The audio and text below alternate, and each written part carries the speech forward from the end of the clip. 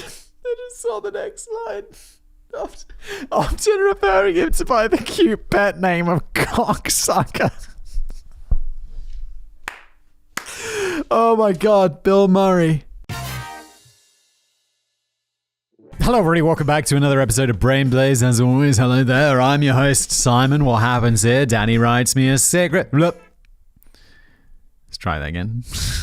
I'm here, Danny writes me a script, I'm going to read it.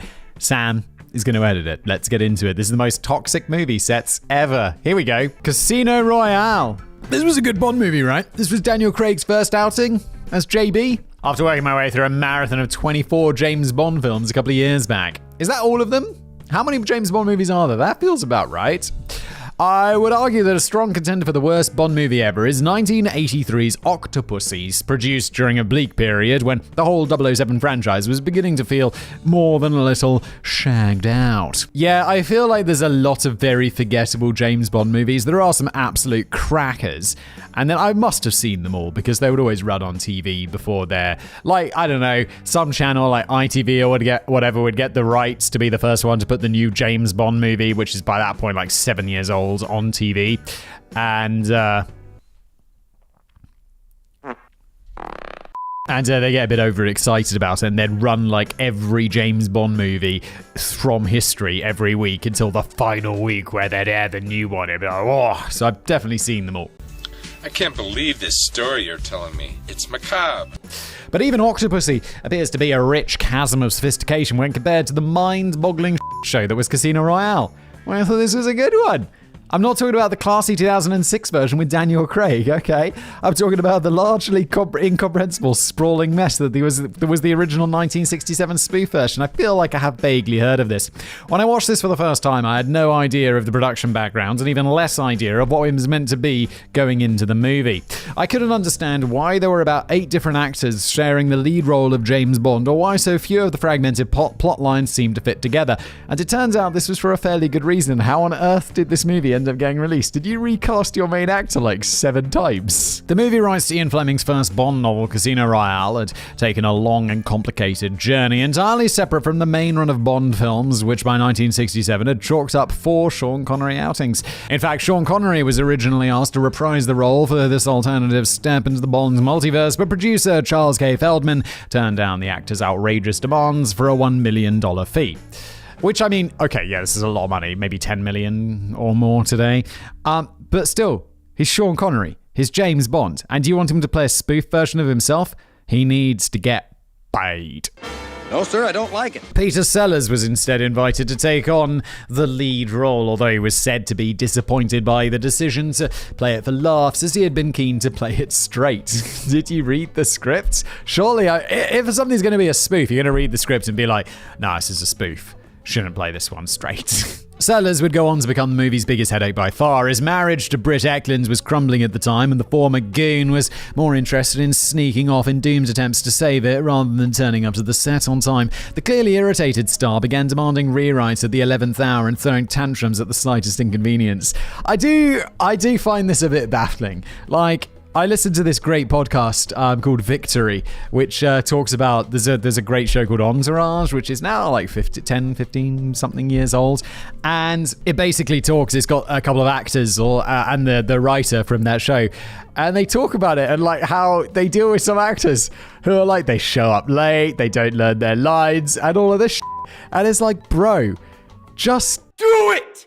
You've literally got the job that people dream of. Like, I don't very often complain about being a YouTube person because it's fucking great. And yeah, there are definitely times where it sucks, but I don't really make much complaints about that because overall it's really good. So whenever you hear like actors being tools and shit, I'm always like, bro, you basically get to do your hobby as a career and you get paid a fuck ton of money for it. Shut up and go to work.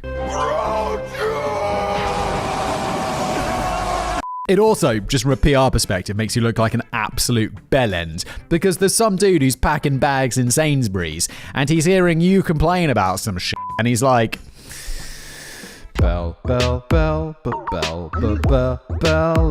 the matter wasn't helped when the chairman of the film's distributor, Columbia Pictures, Leo Jaffe, bumped into Sellers but mistook him for Woody Allen. In a rare moment of good humor, Sellers thought it might be funny to play along and pretend that he actually was Woody Allen. It's exactly the sort of thing I would do if someone was like, "Oh, Michael, Vsauce Michael," I'd be like, "Nice to meet you." Nice to meet you. I've got a great video about the benefits of racism coming up. No, I wouldn't do that. Michael's a legend. I've not met him, but he seems cool. But the gag fell flat when Leo then proceeded to engage Woody Allen in a conversation about their complete and utter bellend known as Peter Sellers. It's like American Psycho. Paul Anna's mistaken me for that dickhead Marcus Halberstram, or however that line goes. Christian Bale's voice in this movie, always like this. Very polished, very practiced, very strange. Something wrong? Patrick? You're sweating. Let's see Paul Allen's card. Oh, he did for sure! Turns up to film a memorable scene in which his character faces Bond across the casino's baccarat table. Sellers felt intimidated by the presence of Orson Welles and was incredibly peeved when Princess Margaret visited the set but completely ignored the film's leading star in a rush to shake hands with Orson. Bro, you're on a movie set with a bunch of other celebrities. People are going to have their favorites. That's okay. Get over yourself, Peter Sellers, whoever you are. I mean, I've heard of you, but I don't really know what you've done, what you've been in. All I really know about you is you sound like a bit of a belle. Sellers was also allegedly still alive. Probably not. Hopefully not. I mean, I don't wish him dead, but he sounds like a pain in the arse. Sellers was also pretty offended when Orson called him a tardy amateur who was responsible for making the movie snowball over budget. Sellers complained to the director and his good personal friend Joseph McGrath about Orson's behaviour, but this ended with Sellers punching his good buddy in frustration. How did Sellers have a good friend? Sellers sounds like no one wants to be friends with him. He sounds like a knob. After both Sellers and Orson both stormed off the set in a mutual refusal to work with each other, the bulk of the movie's most iconic scenes of the baccarat table were ultimately recorded on different days, with both actors filming their contributions separately. Oh, I'm sorry, the same actors, but just then they cut together. That's fine. It was around this time that Sellers felt that he'd had enough of this bullshit and buggered off to Sweden, leaving behind a massively over-budgeted, only half-completed movie in his wake. Sellers, mate, are you not familiar with contracts? Because you're going to get in trouble. And then also, more importantly, no one's going to work with you again. Is this why I don't know who you are? It's like, if you're a nightmare to work with, it doesn't really matter how talented you are. The producers got around this by inventing an entirely new framing device in which David Niven plays a stammering James Bond called out of retirement, setting the scene for disjointed sequences in which all MI6 agents have been renamed James Bond for safety reasons. Oh my god, this sounds so shit. The Peter Sellers footage is then shoved into a kaleidoscope collection of unrelated segments in which a whole bunch of other actors, including, funnily enough, Woody Allen, are all playing their own version of a spy named Bond. As if that wasn't bad enough, no less than 5 directors came on board to complete the movie, but it appears that none of them bothered to exchange notes, leading to an uneven and largely baffling mismatch of espionage action, clever slapstick, clever satire, and pure slapstick. In the film's defense, Casino Royale can still be enjoyed today as a curious slice of 1960s psychedelia and might go down well with a bucket of hallucinogenic mushrooms. It sounds terrifying. You'd be like, did they swap out the actors? Who's James Bond? It sounds scary, to be honest. But even the director of the more authentic 2006 version, Martin Campbell, has revealed that he's never been able to make it all the way through the original. That's okay. It's probably best he doesn't, because then he'll make it like, if you're like, I've got to direct the new Casino Royale, people will be like, don't watch the original. No, don't do it. Bearing in mind that the final budget escalated to over $12 million, it might have proved a shrewder move in the long term to just give Sean Connery the $1 million that he was demanding to make a semi-coherent movie. Yeah, no shit. And he would have deserved it. He's Sean Connery, not some bellend called Sellers. The Royal Tenenbaums. Oh. 2 things that I'm going to guess come up in this entry. 1, well, I don't know how Danny feels about the Royal Tenenbaums. It's a weird movie. Wes Anderson. I love Wes Anderson. And the Royal Tenenbaums is... Nah, the Darjeeling Limited is probably my favorite Wes Anderson movie, but the Royal Tenenbaums, it's got to be a... God damn, all Wes Anderson movies are just good. So it's just a great movie. おや、気づきましたか。リク殿も好き者にござるな。 Isn't it? And also, it's got Bill Murray, who's notoriously a legend, but also difficult to work with. So I'm guessing that's going to come up. It's sad that this was difficult on the set, though. It's such a beautiful movie. One of my all-time favorite Wes Anderson films, Legends, is the sparkling 2001 comedy classic in which a deliciously dysfunctional family reunite for a gathering at which the estranged father, played by Gene Hackman, attempts to bury the hatchet by falsely claiming that he has a terminal illness. And it seems a shame that a film bursting with so much sweetness and joy was apparently a complete pain in the ass to make. Wes Anderson had assembled a pretty impressive cast, like he does for every movie because he's Wes Anderson, including Gene Hackman, Ben Stiller, Owen Wilson, Danny Glover, Angelica Houston, a pre-vagina candle Gwyneth Paltrow, and Bill Murray, legend. One of those cast members was destined to make life difficult for everyone. It's gonna be Bill Murray. It's gotta be. Can you guess who? Well, here's a plot twist. It wasn't Bill Murray. No! It's got to be Gene Hackman then, right? In fact, he turned out to be the heroic cowboy in the saga. Wow, awesome. I know Bill Murray's had some stories about he's difficult to work with, but whenever I read them, I'm always like, well, he just sounds like he just didn't give a f*** because he's Bill Murray. He's a legend. And the other guy was often being a dick or something. So, I don't know. I just love Bill Murray. Legend. The real villain was Gene Hackman, who never wanted to appear in the film in the first place. It's a Wes Anderson movie, Gene. It's going to be good. Everyone is going to love it. Wes Anderson had written the role with Gene in mind, and this apparently troubled the actor as he didn't like taking on roles specifically written for him. Gene also wouldn't have been particularly impressed with how much money he was being offered to appear in such a low-budget film. According to his own agent, Gene doesn't usually open his eyes for less than $3 million, and yet after Gene's repeatedly turning down the role for 18 months, it was the same agent who eventually twisted the actor's arm and persuaded him to give it a go. But Gene turned out to be a bit of a grumpy sausage on set. Most of the other cast members admitted they were genuinely scared of him, but it was the director Wes Anderson who bore the brunt of Gene's relentless fury. Gene repeatedly used the C word to describe Wes on set, and at one point barked at him to pull up his pants and act like a man. Holy shit, Gene. It's Wes Anderson.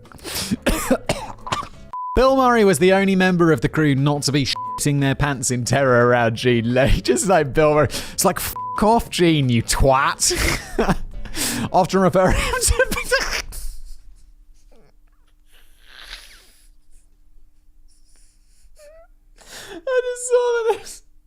I just saw the next line. Often referring him to by the cute pet name of Cocksucker. Oh my god, Bill Murray. Bill Murray, everybody. And here's the really sweet bit. Even when Bill had a day off from filming, he'd still show up on set wearing a cowboy hat purely to help diffuse any tensions and shield Wes Anderson from the worst of Gene Hackman's cantankerous outbursts. And that is why, that's got to be one of the reasons, Wes Anderson is like, I'm doing a movie. I want Bill Murray in it. Amazing. It worked out, Bill. You know it didn't work out for? The cocksucker. Still, it seems there were no hard feelings in the long term. Wes Anderson described Gene as a huge force of nature. He gave him a tough time, but worked hard on the film, whilst Gwyneth Paltrow reckoned that somebody as big as Gene is allowed to have bad moods. Why? Just because you're super famous doesn't mean you get to be... You're also on a set with a lot of... And I don't want to say that just because the other people are famous that means you can be a dick to everyone else. But it's also you got to think that a little bit, right? Because they're on your level. They do the same thing as you. I don't get it. You don't get to be a dick just because you're rich and famous. I'm sorry. You do in some situations, but not like this. And by in some situations, let's just say, I don't mean that just because of this, but if you've paid for something, if you're rich and you're buying something and then it turns out to be shit, you get to be a bit more pissed off than if you bought something for 99p. Bill Murray felt that much of Gene's irascibility, big word there, Danny, stemmed from some of the younger co-stars continually fluffing their lines, which led to endless retakes. For example, Luke Wilson, younger brother of Owen, I know who Luke Wilson is, was apparently infatuated with Gwyneth Paltrow and wasn't really concentrating on the job at hand, much to the increasing frustration of Gene, who just wanted to get every scene in the can. Bill also appeals to regret his crude choice of pet name for Gene and feels that some of the accusations levelled at the star over his long career are blown out of proportion. He's just such a dick that he gave him the nickname Cocksucker. As he puts it, quote, "I'd hear all these stories like Gene threatened to set a fire for all of us today. You're in the union. You can't set anyone on fire." Yeah, that's the reason he can't set anyone on fire. Though. Your union's up. They can't set you on fire. Good point. Gene can't get you if you're part of the union, that cocksucker. In my opinion. What happened to Baby Jane? It may have been for the best that the movie legends Bette Davis and Joan Betty, no one cares, and Joan Crawford seemed destined to never appear on the same movie set. During the peak of their glittering careers in the 1930s and 1940s, the bitter rivals had often found themselves competing fiercely for I'm still struggling after that Bill Murray thing. For the same parts and slagging each other off. A legendary feud was first ignited back in 1933 when Bette Davis won her first major leading role in the film Ex-Lady and was expecting blanket press coverage on the day the movie was released. But Joan Crawford was inconsiderate enough to announce her impending divorce on the very same day. That bitch. Stealing her limelight, which dominated headlines and squeezed Ex-Lady out of the pages. The film subsequently flopped and was pulled from theatres within the first week, and Bette felt that this was entirely Joan's fault. It wasn't Bette. Your movie was just shit. It seems to me that Bette Davis... Is it Betty Davis? I don't know. Fuck. I'm now confused. It's B-E-T-T-E. There's no Y on the end. Why would you have a name like this? And I bet this is some like Hollywood chosen name. You know, it's not our actual name. If you're going to choose a name for like a Hollywood name, go for something like Cage. Like Nick Cage. Boom. Easy. 4 letters. Everyone knows what a fucking Cage is. Although it'd be like, actually, it's Cage. Nicolas Cage. Oh, mon Dieu. Oh, the foof. It seems to me that Bette Davis was one who continually stoked the flames of the feud and simmered in childish, burning resentment. In 1935, she fell in love with her co-star, Franchot. I have no idea how to pronounce that. It's like Franchot. Franchot during the production of Dangerous, the movie for which she won her first Academy Award, and she was incensed when rival Joan later invited Franchot around for dinner, allegedly answering the door in the buff. Oh my. The pair would later get married, so I assume the dinner was well prepared. Even as late as 1987, Betty was still complaining that she would never forgive Joan for ruthlessly stealing Franchot away from her, but surely Franchot had some sort of say in all of this. Yeah, he did. They weren't married. Chill the out. At least Betty bagged the Oscar, if not the co-star. Throughout the decades to follow, Betty and Joan would continue to publicly exchange their venomous insults in the press. Betty described Joan as a shallow mannequin who had slept with every star on the MGM lot apart from Lassie. I mostly just read Zootopia porn, so... You what? Joan will be like, Betty, that's only because you f***ed Lassie so much he was worn out. Boom! Drop that mic, Betty. Drop it. Do it! In response, Joan suggested that Betty was a phony who looked like she had never had a happy day or night in her life. Betty would go on to win another Oscar in 1938, whilst Joan won her only Academy Award in 1945. By the time we get to the 1960s, their careers had largely dried up without their paths ever having crossed on the silver screen. Until somebody had the bright idea of putting these two arch enemies together for a comeback movie. Why the f*** would you do that? Cocksucker. What could possibly go wrong? In many ways, it wasn't such an utterly ridiculous notion. The sinister psychological thriller, Whatever Happened to Baby Jane, focuses on two feuding sisters who can't stand each other's guts but are forced to live together in a ramshackle old house. You know, I get why this is a clever idea, but also, I mean, actors, they do something called acting, which is where they pretend shit. Why don't we just have two people who like each other do that so the working environment's not a horrible piece of shit, because we know how this is going to go. You could argue that this was perfect casting. Yeah, by a casting director who doesn't understand that actors have the job of acting. What the fuck? With little acting required from either side, they're actors. It's the one job. It's the one fucking thing they have to do. Daddy, chill. Joan was well up for the idea, but she needed to persuade Betty to sign on the dotted line. Betty eventually agreed on 2 conditions. The first was that she played the title character of Jane, and the second more curious condition was the director, Robert Aldridge, needed to convince her that he definitely wasn't sleeping with Joan, even though there had never been the slightest suggestion of such a relationship.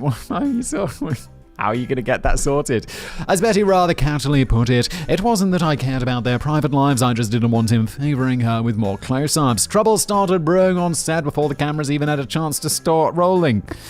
Shocking. Joan's 4th and final marriage had been to Pepsi Cola CEO Alfred Steele, who had died just 3 years earlier. Joan had taken a spot on the board of directors for Pepsi, which she kept right up until 1973. Whenever I hear this, I'm like, what the f***'s going on? You inherited a seat on the board from your CEO husband. That would be like Grimes being on the board of Tesla. Like, what the fuck? It's no coincidence that they're not married anymore. Were they ever married? I don't know. I don't care. But it would be stupid. This is a fucking nightmare! That's it awful! Fucking hell! It's no coincidence that Betty's first move was to have a Coca-Cola machine installed in her dressing room and then to hand out free drinks to everyone on set just to get under Joan's skin. When the cameras did start rolling, one particular scene was always likely to be a bit troubling as it involved Betty hitting Joan in the head. Joan naturally didn't trust Betty on this one, so she demanded a stunt double for most of the shots, but there was one close-up shot which couldn't be faked with stunt double trickery. And this was the moment that Betty punched Joan so hard in the head that Joan reportedly required 3 stitches and was left with a massive lump on her forehead. So, yeah, you would, wouldn't you? Betty later sniffily claimed, I barely touched her. If you barely touched her, she wouldn't need 3 stitches, would she? Joan got her own back, though, during a scene in which Betty was required to drag her out of bed and across the floor. There are differing accounts as to the actual trick Joan pulled to make it as hard as possible for Betty, but depending on who you believe, she either wore a hidden weightlifting belt, filled her pockets with rocks, or sewed weights into her dress, and just to rub salt into the wounds, Joan also purposefully fluffed each take so that Betty would have to heave the deadweight Joan across the floor until she put her back out. The feuding even continued long after the film was released to wide acclaim.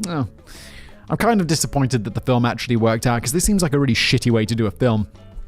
Whatever Happened to Baby picked up 5 Oscar nominations, but in a cruel snub to Joan, only Betty was nominated for Best Actress, while Joan was completely overlooked. Oh, that is gonna f***ing hurt. And here's the point where Joan became uncharacteristically spiteful. Sarcasm, Danny, maybe? She desperately contacted all the other nominees for Best Actress and offered to pick up the award on their behalf if they couldn't attend the ceremony. Only one nominee, Anne Bancroft, couldn't make the bash, so she accepted Joan's thoughtful offer. What are you doing that you are so busy that you can't go to the Academy Awards where you're nominated for Best Actor? What have you got going on in your life? You wouldn't believe it. Anne Bancroft won the award, so on what was potentially a big night for Bette Davis, it was actually Joan Crawford who stepped up on stage to fondle an Oscar. It's not hers though, is it? She spent the rest of the evening hobnobbing backstage with the winners whilst Betty went home early and sopped into her pie and peas supper. Quite incredibly, the pair still agreed to team up again for another similar movie, Hush Hush Sweet Charlotte, in 1964, but this time Joan stormed off the set within the first few days of filming, having finally had enough of Betty's taunting behaviour. Lassie's professional reputation remains untarnished, but he has yet to pick up a single Oscar nomination after 80 glorious years on screen. The nice guys always finish last. Yes, and this is where this video finishes. Thanks for watching.